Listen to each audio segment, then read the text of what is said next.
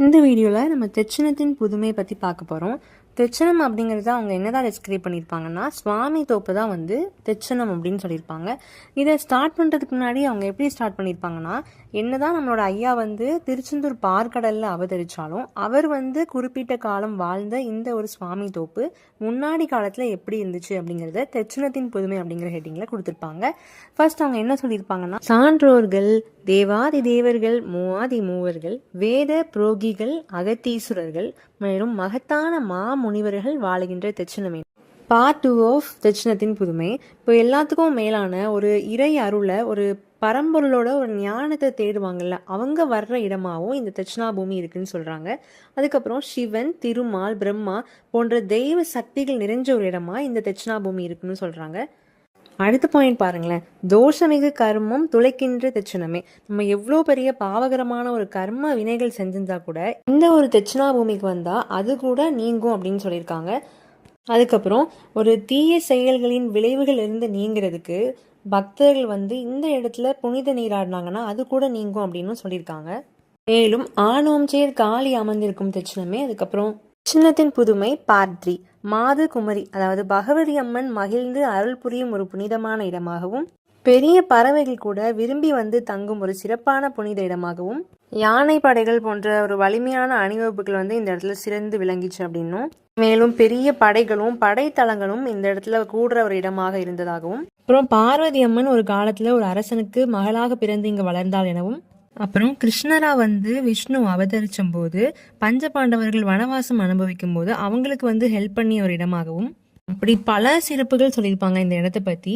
மேலும் இந்த தெச்சனத்தினோட பெருமையும் அதிசயங்களையும் முழுமையாக ஒரு வார்த்தைகளால் சொல்லவே முடியாது. அவ்வளோ ஒரு அமைதியும் அருளும் நிறைஞ்ச இந்த பூமியின் சிறப்பை கேளுங்கள் என்று அம்மானையில் கூறப்பட்டிருக்கும்.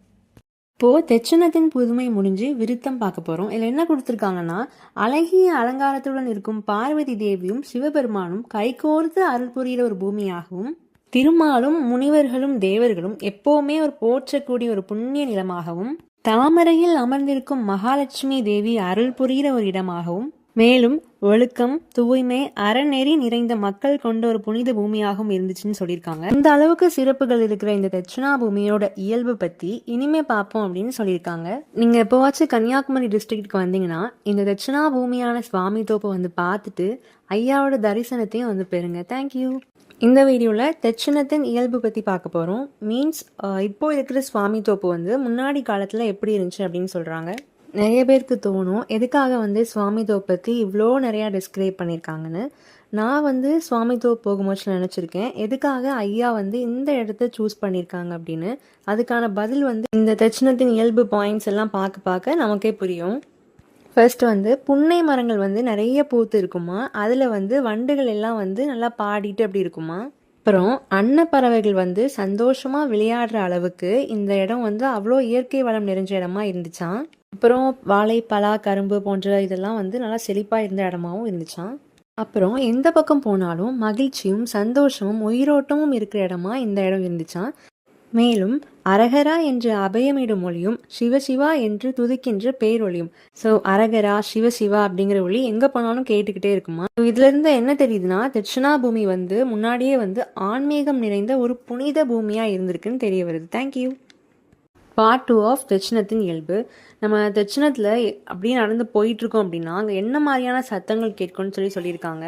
முழு பணத்துக்கு வந்து சில்லறை மாற்றுவாங்களாம். அந்த நாணயத்தோட ஓசை வந்து கேட்டுக்கிட்டே இருக்குமா. அப்புறம் சங்கீத வித்யாலயங்களில் சங்கீதம் கற்றுக் கொடுக்குற ஓசை கேட்குமா.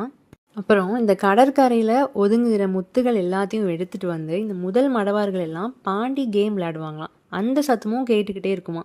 அப்புறம் வீடுகள் தோறும் மோர் கடையிற ஓசையும், மங்களகரமான குறவை ஓசையும், அப்புறம் பார்க்குற பாதை எல்லாமே வந்து அன்னதானம் அழிச்சிட்டே இருப்பாங்களாம் மக்கள் எல்லாரும். அப்புறம் அங்கங்கே அன்னசத்திரம் வச்சு அங்கே வந்து தெய்வத்தை நினச்சி தான் அன்னம் குடிக்கணும் அப்படின்னு சொல்லி அன்ன தர்மம் அளிப்பாங்களாம். மேலும் என்ன சொல்கிறாங்கன்னா, மாதத்துக்கு 3 முறை மழை பொழியறதுனால ஏரிகள் எல்லாம் நிறைஞ்சு அந்த சலசலப்பு சத்தமும், உழவிடுகின்ற சத்தமும், மேலும் பெண்கள் எல்லாம் நாற்று நடும்போச்சில் அவங்க பேசிகிட்டு இருக்க அந்த ஒரு சத்தமும் கேட்குமா. அப்புறம் எப்பாரெல்லாம் புகழும் ஏகாபதியது போல, அதாவது இறைவன் வாழ்கின்ற அந்த ஒரு இடத்தை போல இந்த ஒரு தெச்சனத்தின் இயல்பு இருந்துச்சு அப்படின்னு சொல்ல வராங்க.